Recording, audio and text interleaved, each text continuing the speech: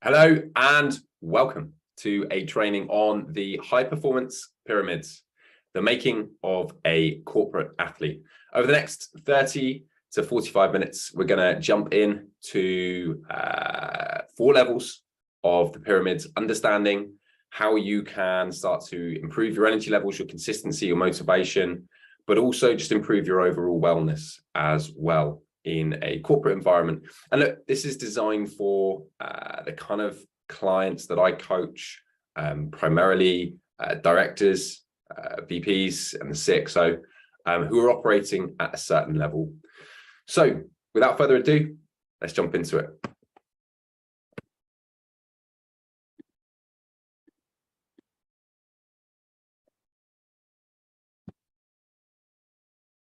Okay, so high performance pyramids, as I said, making of the modern day corporate athlete. This is how you can build strength and resilience, so you can perform better with more passion for longer, right? And look, the things that we want to avoid here are burnout, weight gain, right, and increased stress, which are all markers that senior successful professionals will face into at some point, or the majority of senior successful professionals will face into at some point. So on the right hand side, we've obviously got the 4 levels. We're going to jump into those in a little bit more detail, and also just there some of the transformations that a number of my clients on Reignite Pro have gone through. So we're faced with a number of different challenges, right? A number of different personal challenges in today's workplace, and these are the 4 main ones, right? As you start to go higher and higher in an organization, or maybe you're the founder of an organization that's growing, there's more stress, there's more work pressure, and the responsibility that you have for deadlines increases. Now, coupled with that, there tends to be lower energy levels as people have less focus on their health, and not just physical health. We're talking here about emotional, mental health as well, right? So as there's less focus on holistic health outcomes, energy levels start to dip, and motivation, perhaps not in work, but motivation in other areas starts to dip. So for example, health priorities, maybe consistency in social priorities, or some connection priorities, relationship priorities, they start to suffer. And what that then causes is a bit of a blurring of work-life boundaries, right? We live in an age where there doesn't need to be so much of a delineation, but as work starts to encroach upwards into the beginning of the day and downwards into the end of the day, that means that the other things that you might value in your life, you might find important in your life, you start to lack the time to prioritize for those. And as a result of that, there's a loss in true connection. And what these 4 things lead to is a lower level of personal performance. So what are we talking about? Well, we're introducing the high performance pyramid, which is a tried and tested blueprint that 113 of my personal clients have used to build strength and resilience so that they can perform better, right? And as you start to implement this system, it allows you to look, feel, and perform better. And look, this is a bit sort of tongue-in-cheek, right? But obtain more energy from the bedroom to the boardroom, right? It's just, it encapsulates all the different areas of your life and the benefits that you'll have from obtaining more energy in them. So what are you going to learn over the next sort of 20, 30 minutes or so? Well, you're going to learn the 4 key levels of the pyramid, right? You're going to understand how they form a blueprint or system for success that you can actually apply to your own work or life, right? This isn't just a theoretical concept. I want you to actually have some tangibles to take away. And then numerous practical tools that you can actually apply to your own life. And again, start to get some benefit from as early as this week, right? Or starting to plan this out as a system that you can then build on, as early as next week. So for those that haven't met me before, haven't seen me, I'm Alex Carter. I am an elite health and performance coach. I work with VPs, directors, and CXO, primarily in the UK and USA, but I do have a number of international clients, past and present. My signature system is called the CEO method. And that stands for clarity, energy, and optimization, which are the 3 stages of transformation. Clarity, getting really clear on one's vision and where they want to go, the direction. Energy, energizing both the mind and the body and making sure that they are in alignment with those goals.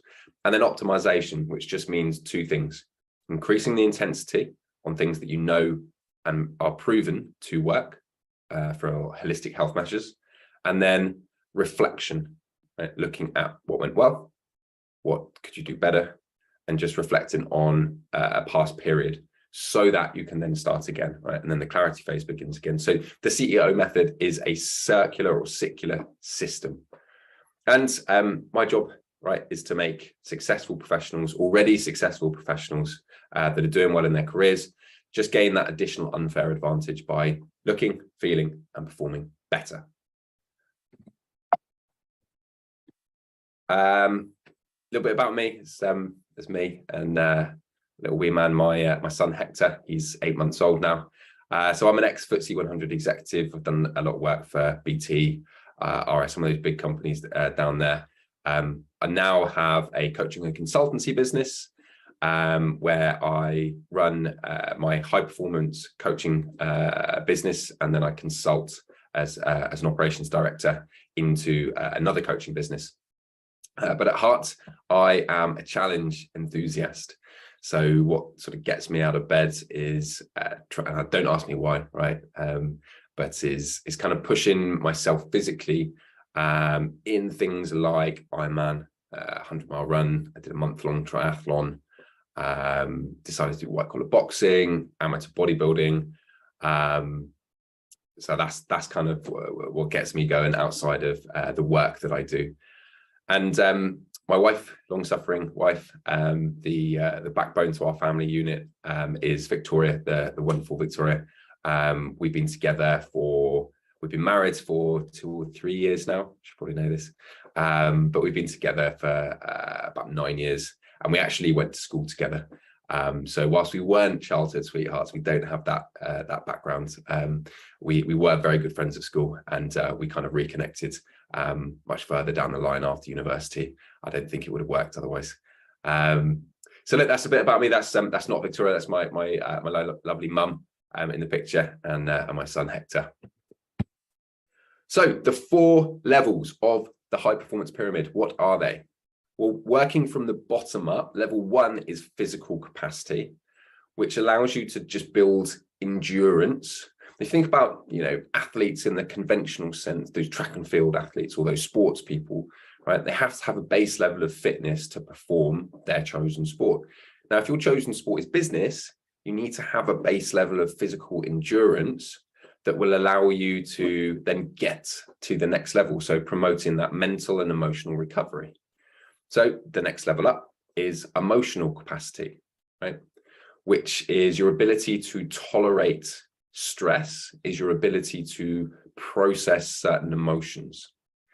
The 3rd level then is your mental capacity, which focuses on your ability to deal with certain thoughts and channel focus into any given task for a sustained, prolonged period of time.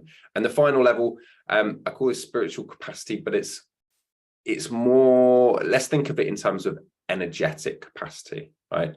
So this is understanding your vision, your values, your belief structures, and making sure that they are aligned in the right direction.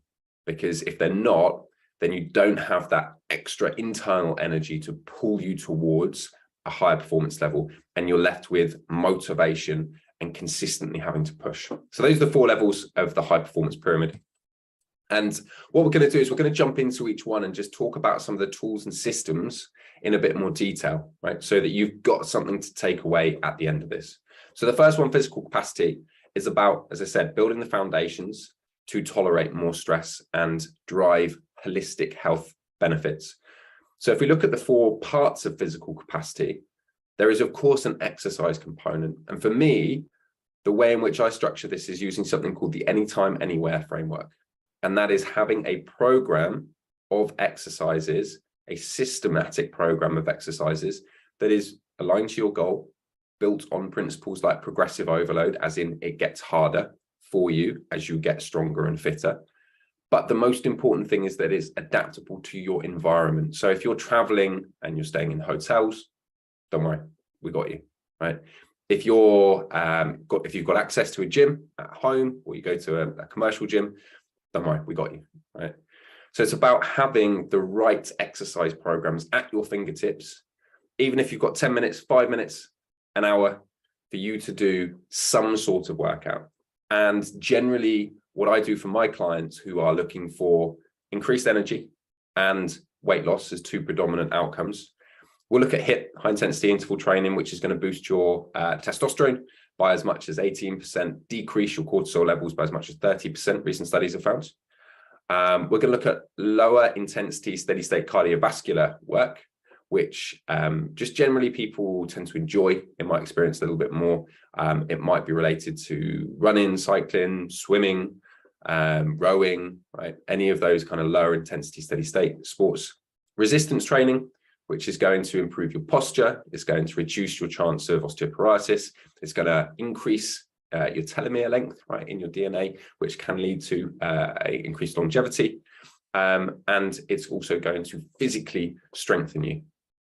But also introduce two additional concepts called morning movement and the minimum threshold, which is every morning just having a minimum threshold of movement that you do. Now, it could be that if you're starting out, you're just going for a walk, right? Just increasing your step count. You're starting to wake the body up, and all of the waste that's happened or occurred during sleep as the body's repaired itself, which is stored in the lymphatic system, in your glands in your neck, your armpits and your groin, just getting that moving so you don't feel groggy, right? So for me personally, my minimum threshold is 100 burpees or 50 burpees, 50 press-ups, 50 squats. That has to be done every morning. That's something that I owe to myself. And I get my clients to, maybe if they've progressed from just going out for a walk, they might do something similar, but just at a lower intensity volume to begin with. And then paying the piper. So for anyone that enjoys a drink, if you have more than 2 or 3 drinks, introducing a rule to yourself. Again, you owe yourself 30 minutes of cardio, right?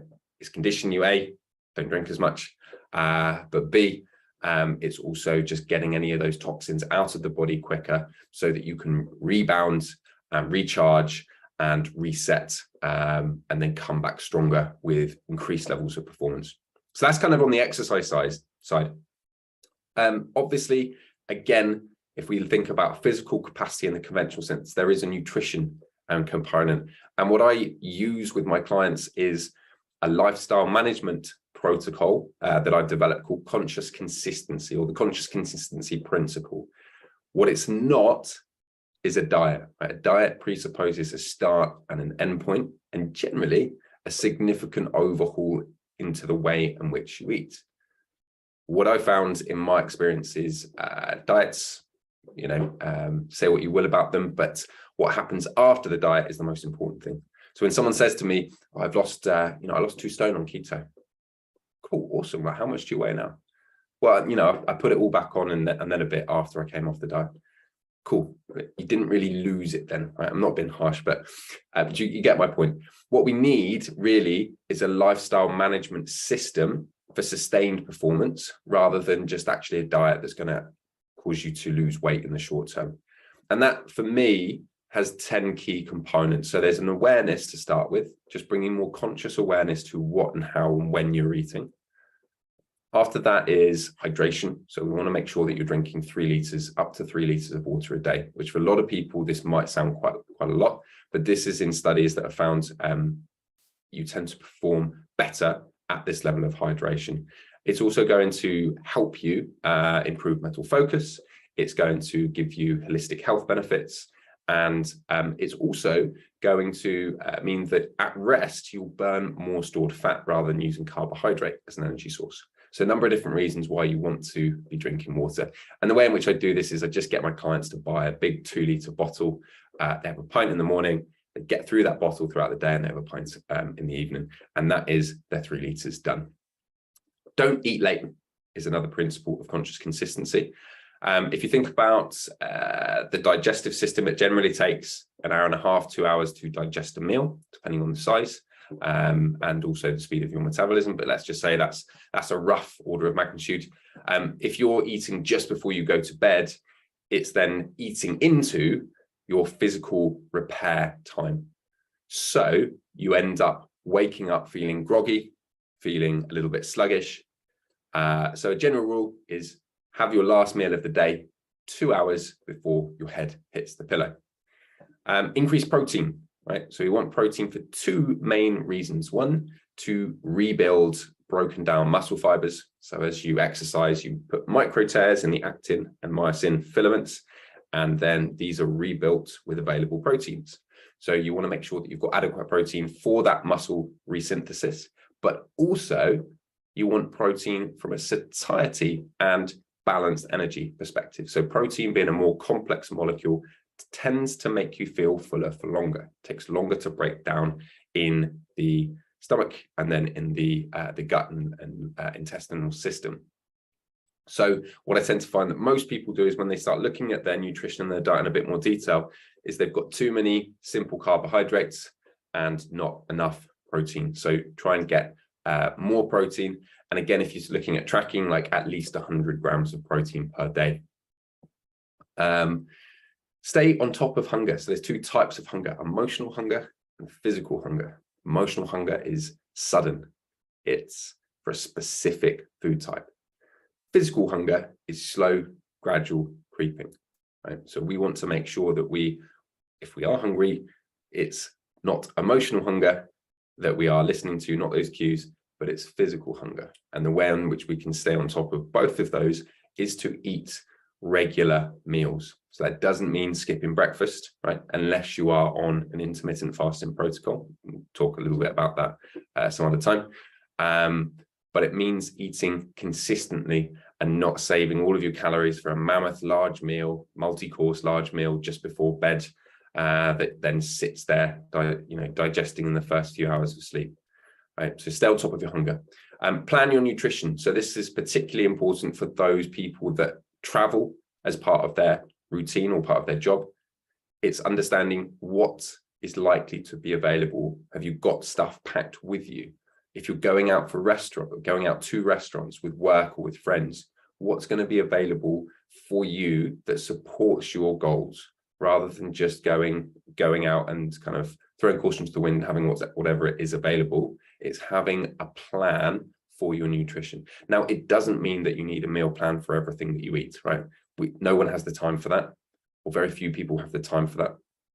But it does mean just giving a bit of forethought to the next day, or the next meal, what is going to be available and what is going to help take you towards your goals rather than away from them. Eat organic.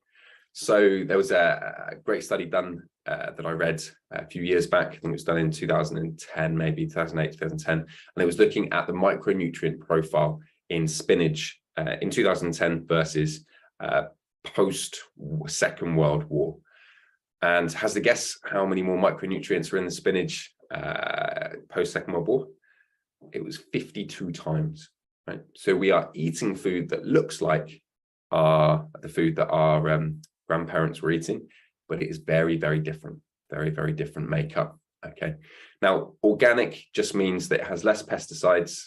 It has a greater micronutrient and phytonutrient profile. So where possible, always eat organic. It's going to give you the micronutrients that you need for the systems in your body to work efficiently. And again, if you're putting these under stress constantly because you're performing at a certain level, you need all the help that you can get from a nutritional, energetic perspective. Reduce simple sugars. And then 9 and 10 is to track your calories. Now, you might be sitting there thinking, Alex, I hate tracking calories. Tried it before, fallen off the bandwagon. It's just something else to do. Cool, right? I'm not saying that you have to track every single day. In fact, a lot of my clients don't. I don't track every single day.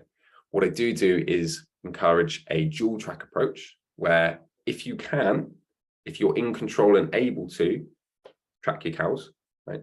But if you're going out for meals, if you're going out to restaurants, if you're not able to track for whatever reason, then it's about applying that more conscious mindset to your nutrition. And then using the principles of weekly calories.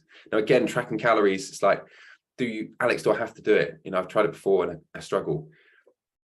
You don't have to, right? But it's the equivalent of setting up a business and not looking at your business KPIs or your business metrics. Yes, you can make a profit, right? But you don't know how you've made it, right? You can't understand, if you don't make profit, what's caused it to break down.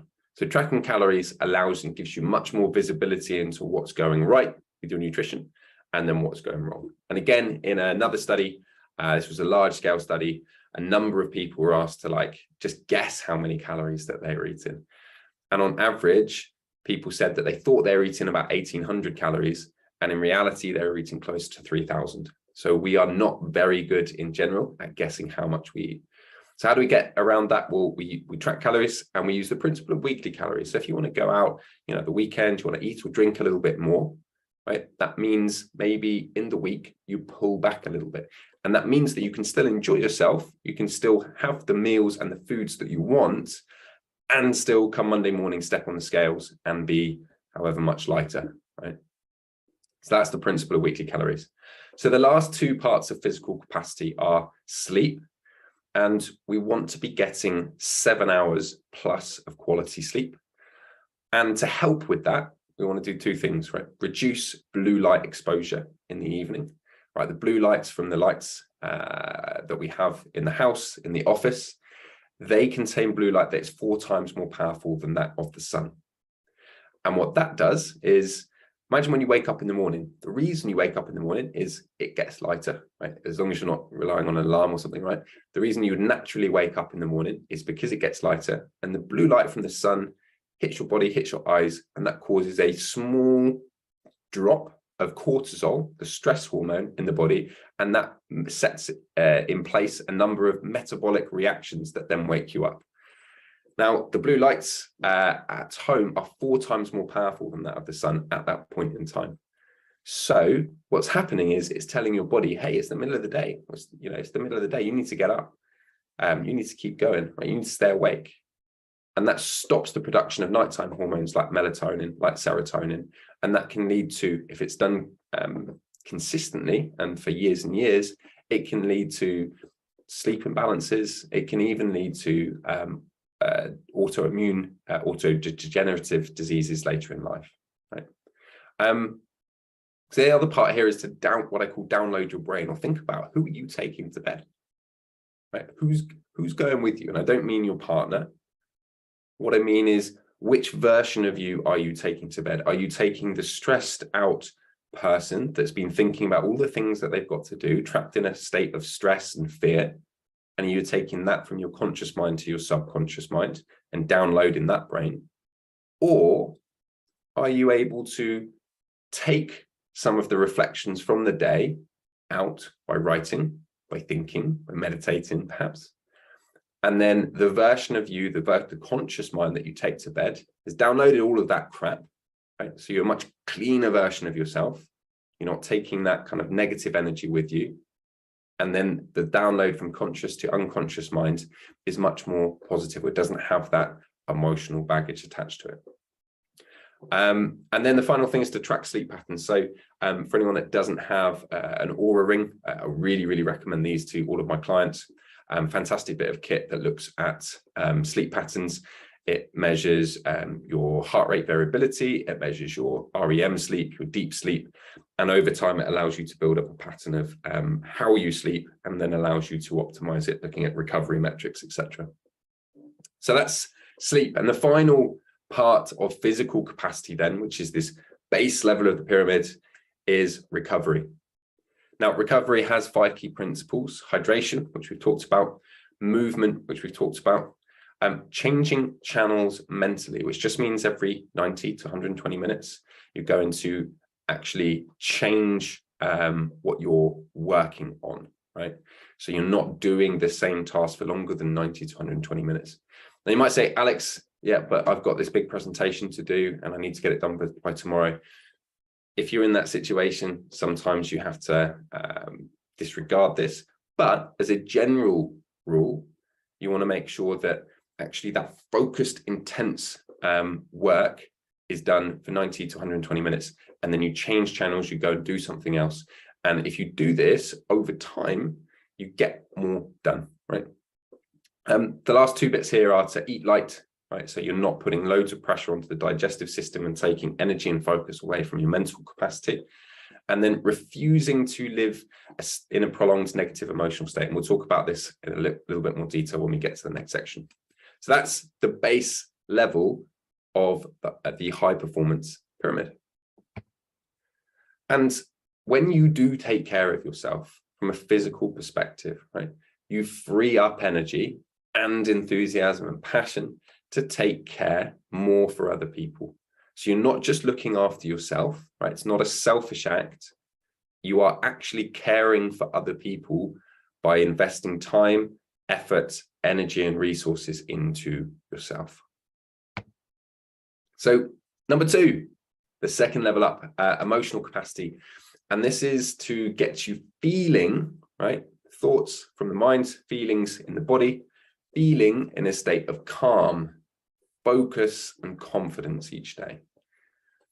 Now, if you've ever experienced a positive emotional state, you'll know that it gets you into flow and it gives you energy. If you've experienced negative emotions, because they are a lower vibration, right? Emotion, energy in motion, all emotions have a vibration attached to them. So the negative emotions has a lower vibrational state, and that causes a loss or a detraction in energy. Right? It takes up mental and emotional energy. And over time, a consistent low-level anxiety or consistent negative emotions will actually lead to negative health outcomes, right? And studies have proved this time and time again. Increase in blood pressure, increase in resting heart rate, and increase in overall heart rate, right? Increase in cortisol levels. Now, if you consistently feel these negative emotions and consistently have these health-related indicators, now they can lead to worse health outcomes, like disease later in life, right? Years and years and years spent in these negative emotional cycles.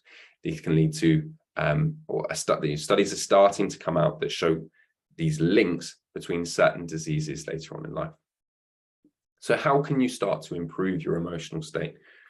Well, the first one is when there's tasks that cause you stress, right? And stress for me is just a fear of not having enough time to complete a given set of tasks or a task, or a fear of not having enough resources available to complete certain tasks. That stress, and this is predominantly in the workplace, right? That stress can be reframed into an inner state, looking at it as a challenge, right? And that just causes you, or that means to do this, you have to pattern interrupt. Have to actually stop yourself from being in this kind of thinking, feeling cycle, have to pattern interrupt. And rather than thinking, oh my God, I've got so much to do, I'm never going to get this done. How am I going to finish? My boss is telling me that I need to do this. I know that I need to do that. I've got to pick the kids up later. How am I going to do that? It's actually taking a step back and starting to look at the dialogue of how good will it feel when I've got all of the things done that I need to do?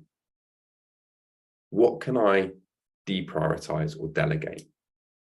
This is a challenge. Who else could do this challenge? No one else could get this done in this amount of time. I'm going to really tackle this head on, right? I'm going to do exactly what I need to do, right? So it's just starting to connect emotionally to that sense of drive again, rather than kind of allowing yourself to stay in that state of stress, pattern interrupting, and then reframing the situation, right? And again, it's like going to the gym, right? This is a muscle. You're trying to train your emotional senses, right? It's not going to happen overnight. But if you do this consistently, stress markers start to go down, right? And positive emotional markers start to go up. Now, the second tool here is a number of tools that form a system, And we're going to talk about this system in a bit more detail, but there's 3 parts to this, right? Setting the frame in the morning, so setting your emotional state in the morning so that you feel an 8, 9, 10 out of 10, as opposed to maybe a 5 or a 6, right? Pattern interrupting in the day. So whatever causes you to feel negative emotions, as I said, pattern interrupting them so that you don't allow yourself to stay in that state for a prolonged period of time. And then reflecting on any feelings that have come up during the day in the evening. And you can do that either via meditation, you can do that by journaling, or you can just do it by having a little bit of quiet time in the evening.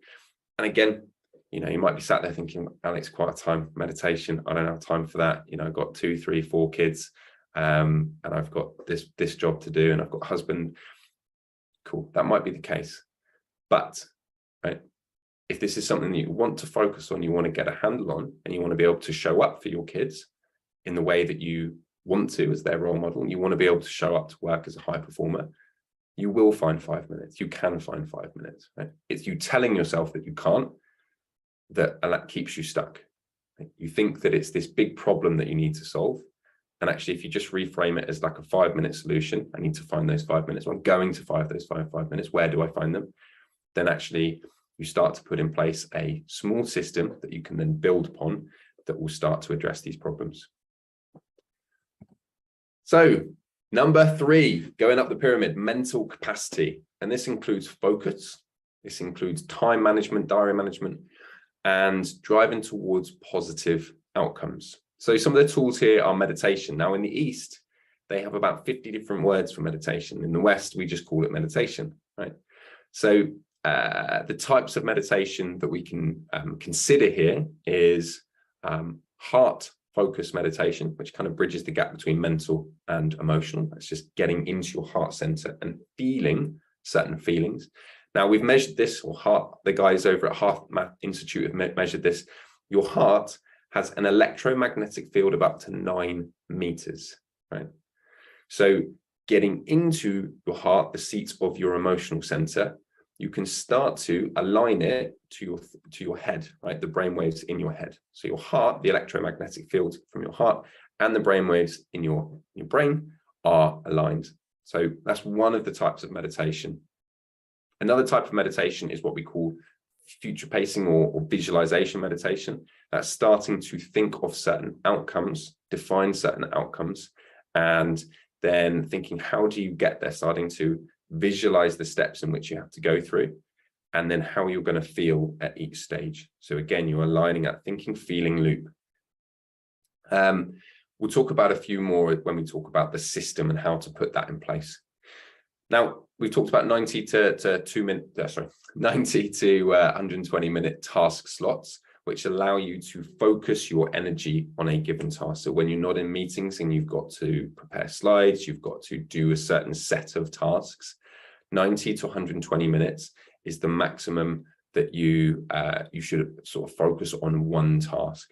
And the way I like to do this is I set myself 25 minutes pure focus, and then 5 minutes I'll get up, walk around, maybe go to the toilet, prepare for whatever's next. And then if I'm doing the same task for up to 2 hours, I'll come back for the next 25-minute slot, right? That allows me to focus, and in that 2-hour period, be much more efficient and productive than if I was to try and work through the whole time, right? Because our minds are not meant to focus for that long, right? They struggle to do it. Now, you can train them to focus for longer, right? But efficiently and productively focusing, what I found is 25 minutes on, 5 minutes off, 25 minutes on, 5 minutes off, up to a 2-hour period, and then change the task, change the channel. When you're putting in meetings, there's a couple of rules that I like to get my clients to do that help to improve their performance, starts to increase the amount of boundaries that they've got, and it improves their overall mental capacity. And that is 20 or 50-minute meetings, right? Meetings fill the time that we allow for them. So rather than having a half an hour or an hour meeting and going straight into the next one, free up 10 minutes to write up the notes, the actions, or just to allow yourself to go to the toilet, go and make a quick cup of tea, right? It allows you to be more efficient and frees up some time so that you can mentally recharge for the next session. The 80-20 rule as well, looking at your diary and saying what proportion of your time is spent or aligned to pushing your agenda, and what percentage of your time is aligned to pushing someone else's agenda, right? And it should be 80-20. Most people, it's actually the opposite. When I look at their diaries and we go through each of the meetings, 20% of the time is spent aligning their agendas, 80% is spent going to other teams, project meetings, one-to-ones with other directors or leaders in the business, where they might not actually have something that they want to drive. So it's starting to look at which meetings do you go to where you can actively drive your agenda or your team's, your function's agenda, your objectives, as opposed to someone else's. And that will start to give you more clarity of thought. Now, if you're struggling to do that, a great tool for this is the Eisenhower matrix, invented by President Eisenhower. It separates tasks into meetings, time into 4 quadrants. And the ones that you're looking at are not the do ones, the ones to keep, but the ones to delegate, right? And this is done on urgency and importance, this matrix, I should say. The ones that you're looking for, the quadrants that you're looking for, are the ones to delegate. What tasks can you get off your plate, right? That you can put into a system or a process that someone else can do other than you. And the ones that you just don't do, right? What are you doing that, and we've always done it that way, right? This is just a business process that has to happen. Really being critical and asking yourself, is that the case, right? So what we're trying to do here with these kind of 2 is free up more of your time, introduce more boundaries, so that you've got more critical time to think, right? Most successful professionals that I've worked with, they spend a lot of time doing, right-centered brain. They don't spend enough time thinking, or they don't have enough time, they don't create enough time to think, to strategically think. And the last part is visualization. So this is a principle that I learned from Dr. Joe Dispenza, and it's called future pacing or reprogramming the mind. And if we think of the mind as a piece of software, the neurons in the mind, those neurons, there's a neurological principle that those neurons that fire together, wire together. And when you fire together repeatedly, you form a network of neurons, right? Now, those network of neurons can be considered a motorway of the mind. They're the easiest way for messages to get from A to B. And by the time we're 30, 95% of that is pre-programmed, right? So our personality or our personal reality is a pre-programmed bundle of neurons, or a software that we have running consciously and unconsciously in our mind. And the funny thing about that program or that software is that it's based on our past, right? Most people base it on their past, right? So you might wake up in the morning and you'll put on your underwear, you put on your socks, you'll brush your teeth, you'll go and have breakfast with the kids, and you'll do everything in a repeatable pattern as to how you've always done it based on past experience. So you can say that actually you're living in a past present reality. And if that past is causing you stress, if that past is making you feel or think a certain way, you're always conditioning that into your mind. Now, the alternative is to live in what we call a future present reality, which just means looking at the future, having a defined vision of the future, thinking about that, and having an emotional connection to that, and actually reprogramming the mind. Now, the mind doesn't know, the mind's a great, fantastic tool, but it doesn't know the difference between reality and something that it perceives as reality. If you don't believe me, go and watch some video on YouTube of someone getting stabbed in a fake arm with a fork, and you still feel it, right? You still think that you feel it. So if you are able to vividly picture the reality, the personal reality that you want to bring towards you, want to step into, and you're able to emotionally connect to that, you're able to program your mind into what we call a future present reality. And that means programming the subconscious mind as well, the 90% of the mind that is kind of below the surface, to expect certain things in the future to happen because you've thought and you've felt it, right? And so that subconscious goes to work with part of the brain called the reticular activating system, and it looks for means and ways for you to achieve that reality. So a very, very powerful tool that, if you can start to put this into a system, allows you to start to think and feel in new ways bringing in new opportunities. So final level here, right? We're at the final one, which is your energetic capacity. And this is designed really for me to move people from a state of motivation to, which is external focus, needing to have willpower or be motivated by an external goal, and taking that into a state of inspiration, being motivated by an internal sense of purpose, being internally focused. Now, the second one is much more powerful. It's much more resilient and it's much more stable. Right? Motivation comes and goes. Inspiration just stays with you, right? It does not go anywhere. When you're inspired to take action, right? How do these women, for example, that their kids are trapped underneath a car? How do they lift the car up? Well, they're inspired to take action because no other eventuality can happen. They have to save the kid. Right. So we're trying to leverage this concept and move from a state of motivation to inspiration. Some of the tools. So creating clarity, and this is just because this is the top of the pyramid, this is something that it's hard to do this section perhaps on your own, right? I'm going to talk through some of the concepts and I will talk through some of the tools, but actually moving this section is perhaps the hardest to do on your own. But these are some of the tools that I will use to coach my clients with, and that is creating clarity over your personal vision. Now, we do this from a work perspective quite often, defining business goals, vision, objectives, but how often do we do this from a personal perspective? So this is about defining your personal vision, your personal reality, and then aligning the things that matter most to you to that vision, right? So you define the North Star of the vision. What do you value most in life? And how does achieving that vision serve each and all of your values? So becoming conscious to that. So you're starting to put into your brain, I want to achieve this. And if I do, it's going to mean this for my family. So, for example, if I get in shape and lose 20 pounds, this is just a physical item, right?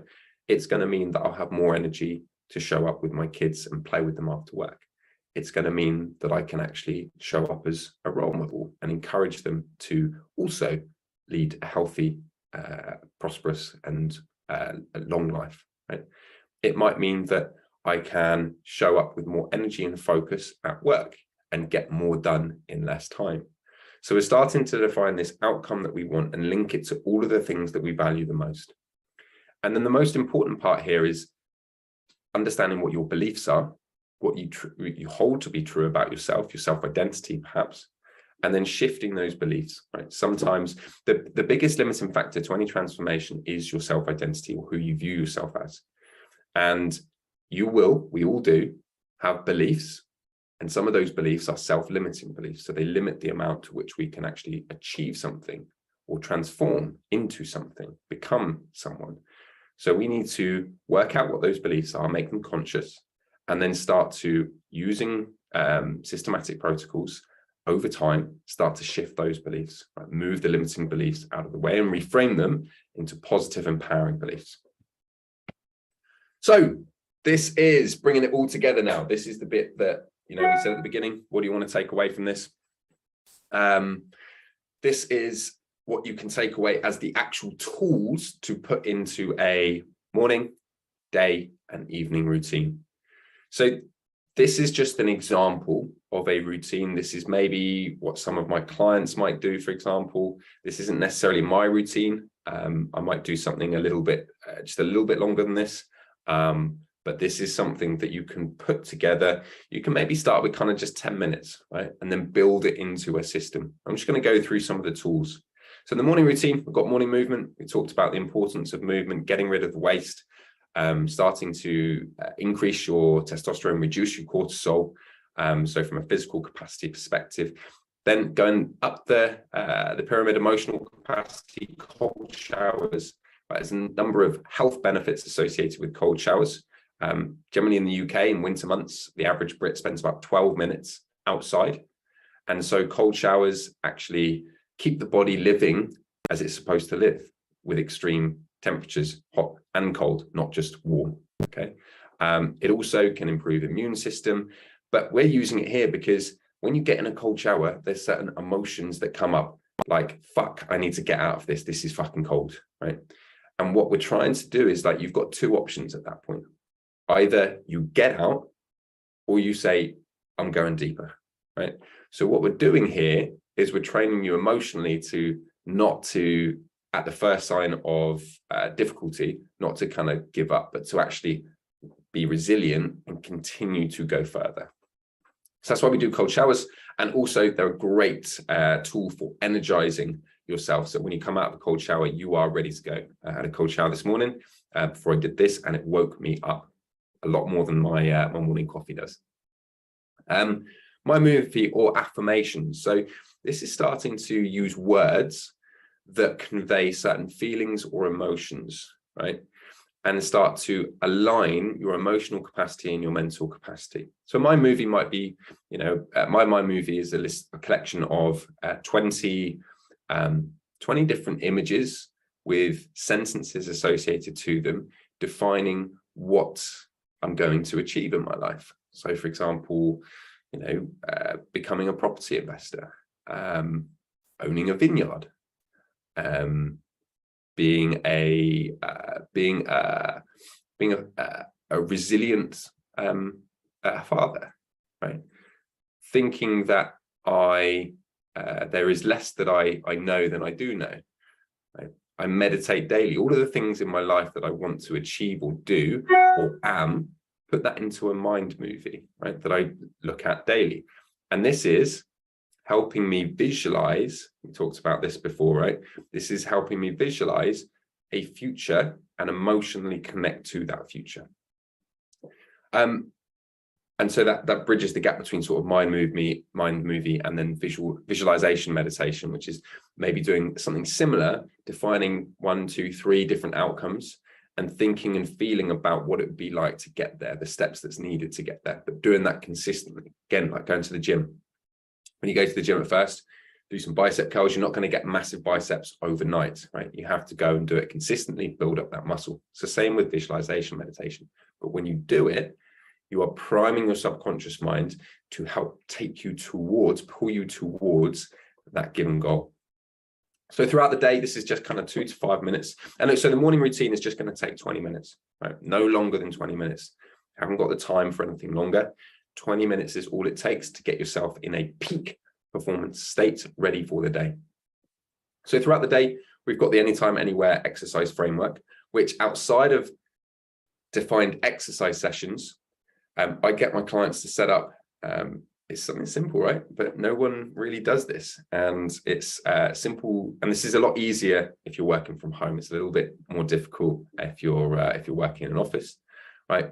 But if you are working from home, or when you are working from home, setting up 2 or 3 stations that when you go to a certain place in the house, you do 5 press-ups, 10 burpees, 20 squats, right? So I've got 3 stations in my house. And if I go to past those stations, one is to the kettle to make a cup of tea, I'm going to do 10 burpees, right? So I will probably have 2 cups of coffee, 2 or 3 cups of tea. That's 40 to 50 additional burpees that I get done every single day. And again, if you think about 5 days a week that I'm generally working, maybe sort of 6, that is just trying to do the maths. Let's say 40 or 50, let's say 50 burpees a day, 5 days a week. That is an additional 250 burpees that I've done every single week. And again, extrapolate that out for a month. So exercise doesn't have to be this hour or 45-minute slot. It can be the 2 or 3 minutes whilst you're waiting for the kettle to boil. It can be on the way to the toilet, right? Doing 20 squats as you're underneath the door frame, probably after the toilet, for obvious reasons. So this is, again, leveraging the anytime, anywhere framework and making sure that throughout the day, you're just energizing yourself a little bit more. You're getting that boost of endorphins, right? But you're also like improving your physical capacity. Pattern, interrupt, and reframe. We talked about this, refusing to live or keep yourself sustained in a period of emotional stress for any prolonged period of time, taking yourself out of that situation and then coming back. Time box certain activities, manage your energy levels and replan. So one of the things that I like to do and get all of my clients to do is plan for the day a day ahead, right? So you're downloading your brain, all of the things that you're thinking about, not taking that version of you to bed. You've then got a plan for the next day. But sometimes life happens, right? Personal or professional stuff will come in and crash that. So replanning is having structured points throughout the day to replan your activities. So if something's moved to the right, what can you stop and maybe not do at all? Or what can move to the next day? What do you have to get focused? What do you have to get done in that afternoon period, right? So replanning and making sure that you feel in control of your day and the day doesn't get away with you. And then the final part, so bringing this full turn, the evening routines. Now we've talked about the downloading your day, and you can do this via journals. You can do this via meditation, planning the next day. And the final one is breath work, right? So from an emotional perspective and also from a spiritual perspective or spiritual capacity, energetic perspective, breath work is fantastic for bringing you or giving you more energy, right? But I would probably use breath work in that sense for giving me energy, either in the morning or throughout the day. If I was layering that in as an activity, something like Wim Hof breathing. If I was using breath work to calm myself down, right, going from a state of being on to off, so sympathetic to parasympathetic dominant, I might use something called like box breathing or 4-7-8 breathing. So box breathing is just inhale for 4 seconds, hold for 7 seconds, out for 8 seconds, hold for 4 seconds, and then you repeat that cycle, right? So this is going to calm your central nervous system down, move you to a place where you're ready for sleep. So it's effectively lowering your energetic frequency. So this is how breath work can be used to increase or lower your energetic frequency. So 45 minutes, bringing it all together, giving you the tools within the high performance pyramid that when done consistently allows you to look, feel and perform better for a longer period of time. And look, this isn't just something that I talk about, right? There is there's a method in the madness, and I want to go through, you know, some of the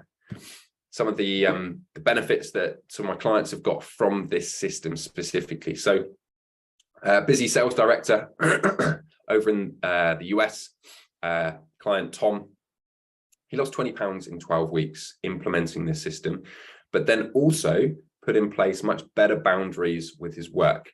He was able to get more done in less time as we worked through his diary and his schedule. And as he had more energy, he could focus more on the task that he had to complete, having a much better understanding of the priorities. But also, because he bought more time back, that allowed him to focus that attention into things that he valued and drive improved relationships with his kids. And you can see there just some of his graphs looking at his overall weight loss, for example. So yes, he lost 20 pounds in 12 weeks. Yes, he also kept it off for 6 months and ongoing because he had this system and blueprint in place. So this isn't like this is a diet plan, for example, the physical capacity part. This is a system that works ongoing. Nick lost 21 pounds in 12 weeks. He also freed up time to start a profitable side hustle, which is something that he really wanted to do. And he achieved a consistent and sustainable new level of performance mastery. You can see there in his testimonial where he said he's achieved more in 12 weeks than he has throughout all of the years, jumping from plan to technique, from previous courses or reading books, self-help books. This system works, right? And Nick, it's not just me saying that, right? This is coming from a client here, a senior manager that has put it into practice on Reignite Pro. And then Amar. Amar's father of two, just turning 40, wanted to get physically into shape, but also wanted to derive broader performance, more holistic performance goals. So what did he do? Well, he lost 14 pounds of stone in 12 weeks, right?